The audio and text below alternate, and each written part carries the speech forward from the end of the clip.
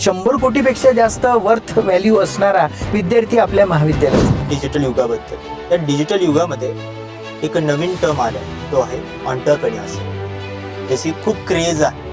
आपल्या भारत सरकार पण त्याला खूप प्रोत्साहित करत आहे. तर सप महाविद्यालयामध्ये याच्यावरती काय प्रयत्न चालू आहेत? आपण जो एकंदर विद्यार्थ्यांसाठी आलेख तयार केला याच्यामध्ये 2 भाग आहेत की एक तर विद्यार्थ्यांनी नोकरी मिळवा, पण नोकऱ्या तेवढ्या उपलब्ध नाही. ज्या प्रमाणात विद्यार्थी ग्रॅज्युएट होत आहेत, ज्या प्रमाणात विद्यार्थी पोस्ट ग्रॅज्युएट होत आहेत, तेवढ्या प्रमाणात नोकऱ्या उपलब्ध नाही. मग दुसरा पर्याय काय, तर त्यांनी मग व्यावसायिक बना, त्यांनी उद्योजक बना, त्यांनी नोकऱ्या देणारं बना. पण मग ते देण्यासाठी म्हणून आपल्याकडे व्यवस्था काय, तर आपल्याकडे त्या व्यवस्था आपण आता उभ्या करतो आहे. काही प्रमाणात त्या झालेल्या देखील. उद्योजकता विकास शिबिर हे महाविद्यालयामध्ये घेतलं जातं. उद्योजकता विकास सेमिनार घेतले जातात.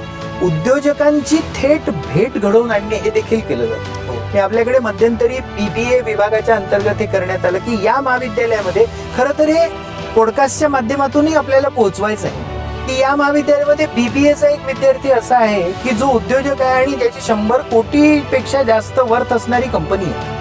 किसानियत म्हणून त्याचे वेगवेगळे स्टॉल्स त्यांनी वेगवेगळे आउटलेट्स पुण्यामध्ये आणि वेगवेगळ्या ठिकाणी सुरू केले. 100 कोटीपेक्षा जास्त वर्थ व्हॅल्यू असणारा विद्यार्थी आपल्या महाविद्यालयाचा. त्याच्या माध्यमातून विद्यार्थ्यांना सांगणे, यासोबतच महाविद्यालयामध्ये जो अभ्यासक्रम आपण करतो ना, त्या अभ्यासक्रमामध्ये देखील उद्योजकता विकास हा आपला एक महत्वाचं प्राधान्याचं क्षेत्र असतं आणि विद्यार्थ्यांना हे समजावून सांगतो. महाविद्यालयामध्ये एक इन्क्युबेशन सेंटर सुरू करू. त्या इन्क्युबेशन सेंटरच्या माध्यमातून, इन्क्युबेशन सेंटर हा फार छान कन्सेप्ट आहे. त्या कन्सेप्टच्या माध्यमातून विद्यार्थ्यांच्या जर काही संकल्पना असतील, काही प्रोटोटाइप्स असतील, त्यांनी काही मॉडेल्स बनवले असतील, तर त्याला स्टार्टअप मध्ये कसं कन्व्हर्ट करायचं याच्या संबंधीचं मार्गदर्शन देणारं एक अत्यंत प्रभावी केंद्र लवकरच आपण सुरू करणार आहोत, ज्याचा फायदा विद्यार्थ्यांना होईल.